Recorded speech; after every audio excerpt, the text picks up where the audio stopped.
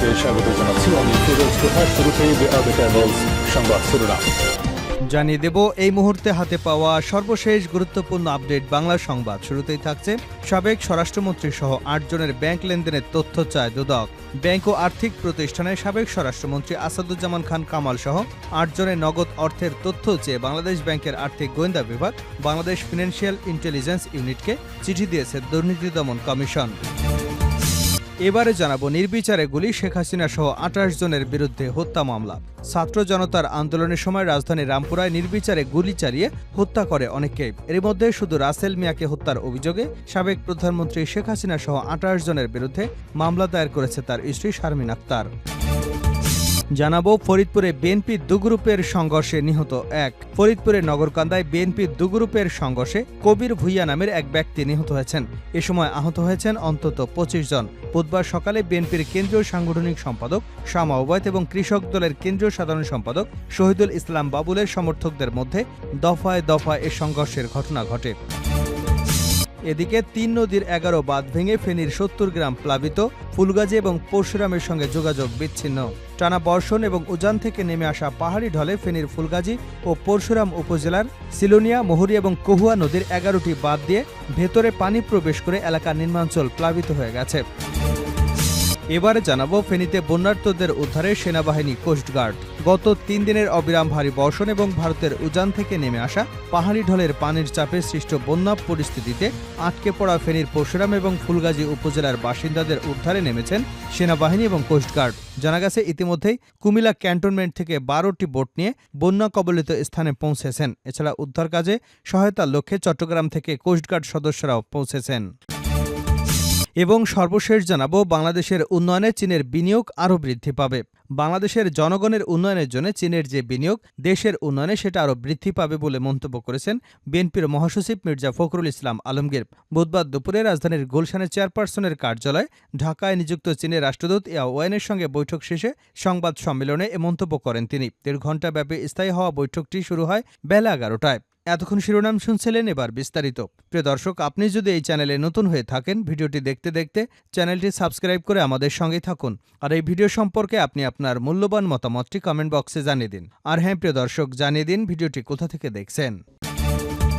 সাবেক স্বরাষ্ট্রমন্ত্রী সহ ৮ জনের ব্যাংক লেনদেনের তথ্য চায় দুদক। ব্যাংক ও আর্থিক প্রতিষ্ঠানের সাবেক স্বরাষ্ট্রমন্ত্রী আসাদুজ্জামান খান কামাল সহ ৮ জনের নগদ অর্থের তথ্য চেয়ে বাংলাদেশ ব্যাংকের আর্থিক গোয়েন্দা বিভাগ বাংলাদেশ ফিনান্সিয়াল ইন্টেলিজেন্স ইউনিটকে চিঠি দিয়েছে দুর্নীতি দমন কমিশন।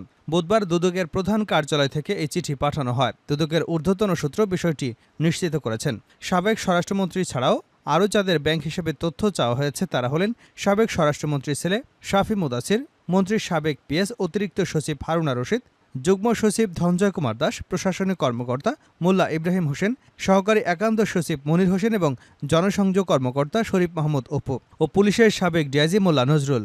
নিয়োগ বাণিজ্যে দুর্নীতির অভিযোগে গত ১৫ আগস্ট সাবেক স্বরাষ্ট্রমন্ত্রী সহ ৬ জনের বিরুদ্ধে অনুসন্ধান করে দুদক।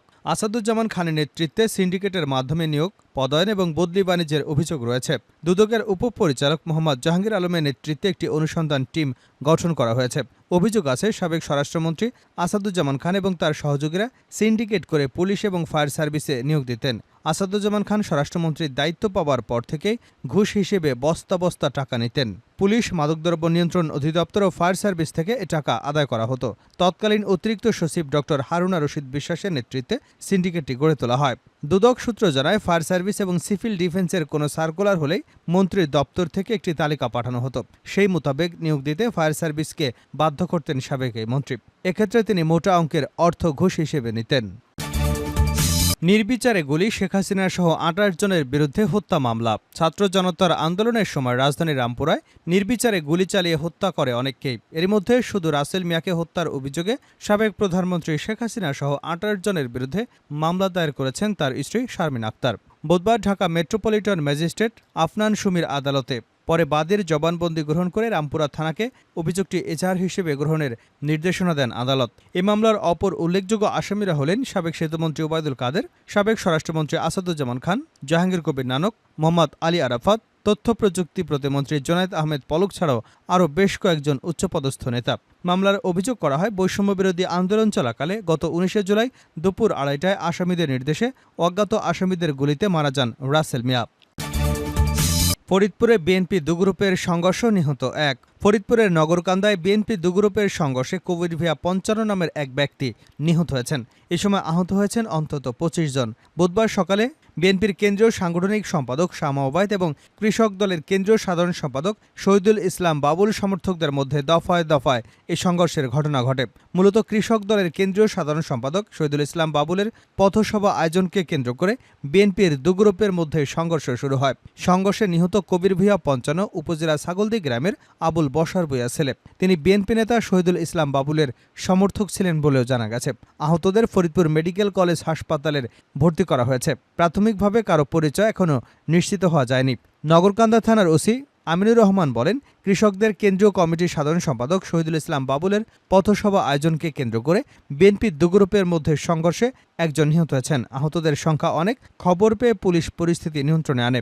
নগরকান্দা সার্কেলের সিনিয়র সহকারী পুলিশ সুপার আসাদুজ্জামান শাকিল বলেন, ঘটনাস্থলে অতিরিক্ত পুলিশ মোতায়েন রয়েছে। পরিস্থিতি এখন স্বাভাবিক রয়েছে। এ বিষয়ে শামা ওবায়দকে তার ব্যক্তিগত মোবাইল ফোনে একাধিকবার ফোন করে যোগাযোগ করবার চেষ্টা করা হলেও তার কাছ থেকে কোনো সাড়া পাওয়া যায়নি। ৩ নদীর ১১ বাঁধ ভেঙে ফেনীর ৭০ গ্রাম প্লাবিত। ফুলগাজী ও পরশুরামের সঙ্গে যোগাযোগ বিচ্ছিন্ন।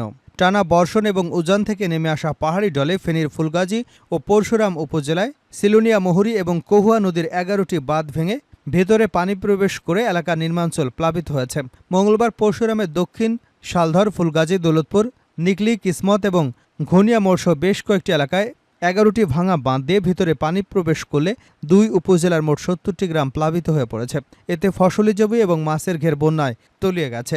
পরশুরাম উপজেলা নির্বাহী কর্মকর্তা আফরোজা হাবিব শাপলা জানান, পরশুরাম উপজেলার দক্ষিণ শলধর গ্রামের বাঁধ ভেঙে লোকালয়ে পানি প্রবেশ করে ১৪০০ পরিবার পানিবন্দী হয়ে পড়েছেন। তিনি জানান, প্রশাসনের নির্দেশনায় পানিবন্দী এলাকায় জনগণের মধ্যে শুকনো খাবার এবং বিশুদ্ধ পানি সরবরাহ করা হচ্ছে। ফুলগাজী উপজেলা নির্বাহী কর্মকর্তা তানিয়া ভূঁইয়া জানান, উপজেলার বেশ কয়েকটি স্থানে ভাঙা বেড়ি বাদ দিয়ে ভেতরে পানি প্রবেশ করলে বিস্তীর্ণ এলাকা প্লাবিত হয়ে যায়। তিনি জানান, পানিবন্দী এলাকায় জনগণের মধ্যে শুকনো খাবার, বিশুদ্ধ পানি সরবরাহ করা হচ্ছে। এছাড়া ফেনী পরশুরাম সড়কের ফুলগাজী অংশে পানি ওঠায় বাজারে নির্মাঞ্চল সহ বেশ কিছু দোকানপাট তলিয়ে যাওয়ায় দোকান মালিকদের ব্যাপক ক্ষয়ক্ষতি হয়েছে বলেও দোকান মালিকরা জানিয়েছেন। ফেনী পরশুরাম সড়কে পানির নিচে তলিয়ে যাওয়ায় সোমবার রাত ১১টার পর থেকে সব ধরনের যান চলাচল বন্ধ রয়েছে। বাংলাদেশের উন্নয়নে চীনের বিনিয়োগ আরও বৃদ্ধি পাবে, মির্জা ফখরুল। বাংলাদেশের জনগণের উন্নয়নের জন্য চীনের যে বিনিয়োগ দেশের উন্নয়নে সেটা আরও বৃদ্ধি পাবে বলে মন্তব্য করেছেন বিএনপির মহাসচিব মির্জা ফখরুল ইসলাম আলমগীর। বুধবার দুপুরে রাজধানীর গুলশানে চেয়ারপারসনের কার্যালয়ে ঢাকায় নিযুক্ত চীনের রাষ্ট্রদূত ইয়া ওয়েনের সঙ্গে বৈঠক শেষে সংবাদ সম্মেলনে এমন মন্তব্য করেন তিনি। ১.৫ ঘণ্টাব্যাপী স্থায়ী হওয়া ওই বৈঠকটি শুরু হয় বেলা ১১টায়। বিএনপির মহাসচিব মির্জা ফখরুল ইসলাম ছাড়াও বৈঠকে উপস্থিত ছিলেন দলটির স্থায়ী কমিটির সদস্য খন্দকার মোশাররফ হোসেন, ডক্টর আব্দুল মঈন খান, ভাইস চেয়ারম্যান আলতাফ হোসেন চৌধুরী, নুরুল ইসলাম মনি এবং আইন বিষয়ক সম্পাদক ব্যারিস্টার কায়সার কামাল। বৈঠকে বাংলাদেশের চলমান রাজনৈতিক, অর্থনৈতিক সহ সামগ্রিক পরিস্থিতি নিয়ে আলোচনা হয়েছে। ছাত্র জনতার গণঅভ্যুত্থানে শেখ হাসিনা সরকারের পতনের পর ইতিমধ্যেই জাতিসংঘের সমন্বয়কারী এবং ইউরোপীয় ইউনিয়নের ভারপ্রাপ্ত রাষ্ট্রদূত বিএনপি মহাসচিবদের সঙ্গে বৈঠক করেছেন। সংবাদ সম্মেলনে মির্জা ফখরুল ইসলাম আলমগীর বলেন, ছাত্র জনতার বিপ্লবের পরে চীনের রাষ্ট্রদূতের বিএনপি চেয়ারপারসনের অফিসে আসাটা আমরা অত্যন্ত গুরুত্বের সঙ্গে নিচ্ছি। আমরা মনে করি বাংলাদেশের জনগণের প্রতি চীনের যে কমিটমেন্ট, তাদের প্রতিশ্রুতি, ডেভেলপমেন্ট এবং একই সঙ্গে তারা পরিষ্কার করে বলেছে তারা আধিপত্যবাদে বিশ্বাস করে না। তিনি আরও বলেন, বহু আগে থেকেই চীন সবসময় বাংলাদেশের জনগণের প্রতি যে প্রতিশ্রুতি তারা আগেও দেখিয়েছেন, এখনও দেখাচ্ছেন। সেই সঙ্গে চীন সারা বিশ্বে যে গুরুত্বপূর্ণ ভূমিকা পালন করছে সেটাও আমরা অ্যাপ্রিসিয়েট করেছি। বিশেষ করে অনুন্নত এবং উন্নয়নশীল দেশগুলোতে চীন যেভাবে অর্থনৈতিক সহযোগিতা করেছে সেটার জন্য তাদের ধন্যবাদ এবং কৃতজ্ঞতা জানিয়েছে। চীনের রাষ্ট্রদূত বিএনপি চেয়ারপারসন বেগম খালেদা জিয়া ও ভারপ্রাপ্ত চেয়ারম্যান তারেক রহমানকে অভিনন্দন জানানোর বিষয়টি উল্লেখ করে বিএনপির মহাসচিব বলেন, তারা মনে করে বিএনপির সঙ্গে চীনের কমিউনিস্ট পার্টির সম্পর্ক দৃঢ় থেকে দৃঢ়তর হবে এবং বাংলাদেশে চীনের যে বিনিয়োগ জনগণের উন্নয়নের জন্য, দেশের উন্নয়নে সেটা আরও বৃদ্ধি পাবে। আমাদের দলের চেয়ারপারসন বেগম খালেদা জিয়া এবং ভারপ্রাপ্ত চেয়ারম্যান তারেক রহমানের পক্ষ থেকে আমরা তাদের স্বাগত জানিয়েছি। বাংলাদেশের অন্তর্বর্তীকালীন সরকারকে পূর্ণ সমর্থন এবং বাংলাদেশের উন্নয়নে চীনের সম্পৃক্ততার কথাও বলেন চীনের রাষ্ট্রদূত।